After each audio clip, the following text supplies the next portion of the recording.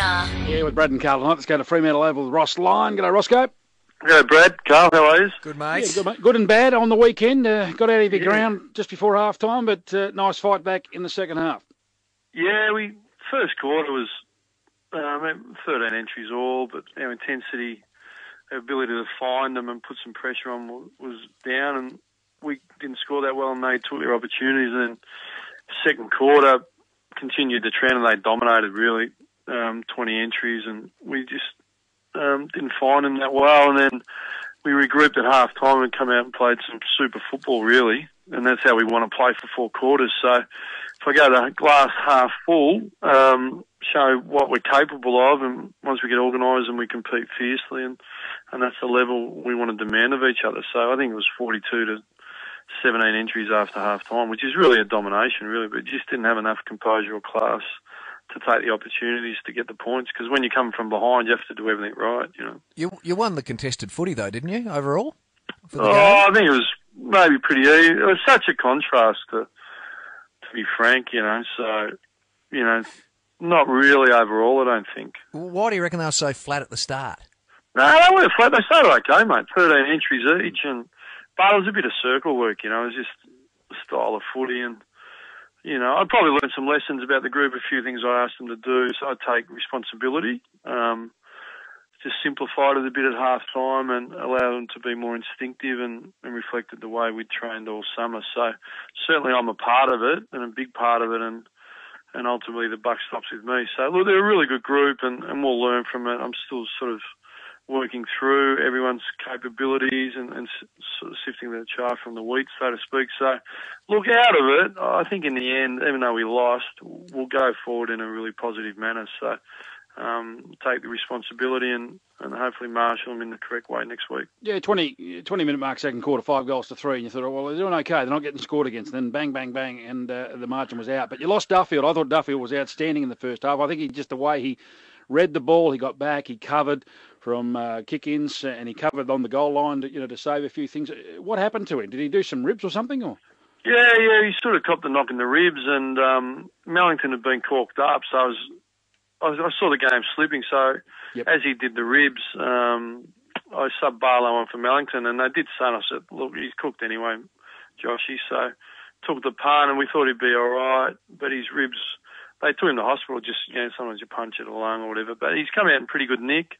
He's a chance for this week, but unlikely, even though the scans are relatively clear, you know, so he's pretty sore. But, you know, you've got to see how he is. So, look, he was one of our better players, and maybe it did coincide. You're right, from 18, last 12 minutes, they banged on 4 quick goals. So, you know, we just got to work to sort of halt that momentum. One from Phil here, mate. Mickey Barlow will surely play in the 18 this week. He would have won. He reckons you would have won if you had played a full game. Yeah, well, we're all geniuses, aren't we? But we've got to manage his leg, and he's come back from a significant injury. And at the end of the day, you can throw them to the wolves, or you can build them and handle them. So they're there for the long haul. And look, we've been conservative with Michael, and there's been a really good reason for that, because, you know, he's had his fair share of adversity. So look, he showed what he's capable. No one wants Mick in more than us, you know. So you will play him this week? Well, we'll sit down, and the conditioners and the doctors, excuse me, sorry about that, will have final say. But look, we think he's pretty much ready to go. So yeah, that's the aim. Monday? Yeah, David?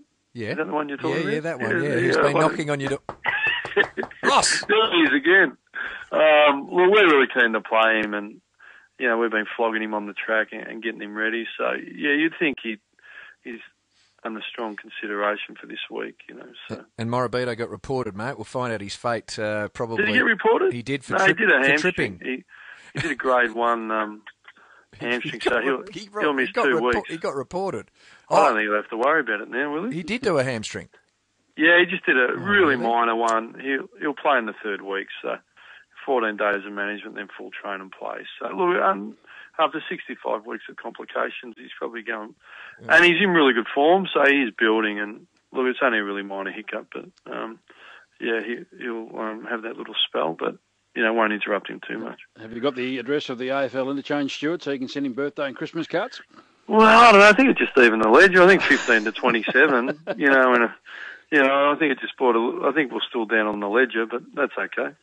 Yeah, no, I thought it was a pretty good game, to be honest. And look, I think you got a lot to like about it. And I think you did find out a little bit about some of your players too. And as you say, as you're pushing forward, you'll be able to make the ultimate decisions whether you go forward with those players or not. Yeah, look, we've got some selection pressure coming, as you said, with David Mundy and Grover played in the twos and the Griffin, and Robertson's been BOG for a few. So and there's Van Berlo and Pitt. They're just trying to sort out. And Nick Lowe was coming back from that long suspension, and Ballantyne. So there's a bit. I'm just working through the group, and it takes a little bit of time. But I've got to compliment them on everything they've asked to do. And as I said, I probably complicated a little bit early for them, and probably lost a bit of momentum. But out of the loss, we go forward with a bit of confidence, knowing that our best is pretty good. But I've got to help them to be able to deliver that more consistently. Ross, one thing that Stephen Hill has struggled with is close attention, and when he gets someone planted on him, he just seems to go into his shell a little bit. Is that something that you're aware of? Oh, not particularly. I thought he worked through it super in the end. I mean, he was quiet in the first half, but he had a few mates, but that was our fault, and my fault in particular. I didn't use him that well, and once I put him inside the game and let him get to work, rather than just sitting him, he sat in space a bit and he was a sitting duck. So I worked him inside the game and he really got to work from there. So, no, that's part of the issues I'm talking about. That was really my fault and, the midfield coach's fault, not Stephen. So we learned a lot about that. Do you allow him inside, Do you allow him to take a bit of initiative, Ross? Because I said during the call, look, what he's got to do. If I was Stephen Hill, I'd be getting beside Aaron Sandlands every tap out, every stop play, every mark he takes, and just be there with him because it's just on a platter. Yeah, you're right. We do let him, but he's a young player. He's got to have the confidence. Me giving him enough rope and say, mate, get to it. I think we've got to block for him a bit, and he's a special young talent. He's a great worker, and you're right. You got to who can feed you? So Aaron can feed you. So do what Fyfe doesn't get under his feet all day. So it's not a bad starting point, but he'll really grow. I was wrapped with his second half, and he was one of the ones that turned it. I thought Luke McFarlane. Yes, when the game needed to have someone stand up, he went back with the flight and made a statement like, we're not going to accept this. So I thought that was fantastic from one of our leaders as well. And I thought Clancy Pearce finished the game pretty well. I mean, he looked a little lost. He wanted to get the ball on a little bit too quick. I mean, you talk about tempo. I'm sure you do situation training, and if there's nothing to go to, hold on to the ball till something presents itself, etc. But I thought he battled manfully after half time and finished the game pretty strongly.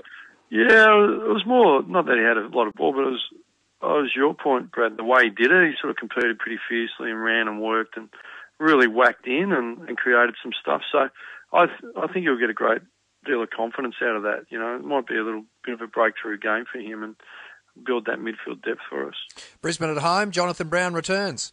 He's a handy player, isn't he? He is a handy player who gets the job. He's had a rough run and, but Luke McFarlane and Zach Dawson can hopefully handle him. But, they got Lauenberg and Merritt and Brown potentially up forward and some dangerous smalls, McGrath, Banfield, sort of Rockcliffe types. So our defence is going to have its handful. But, Jonathan, look, he's a superstar, isn't he?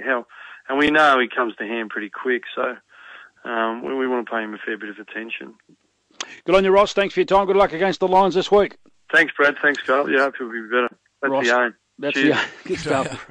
Ross Lyon. I think Brownie could kick 15 goals this week, and I think Fremantle will still win. Borry, we'll take a break.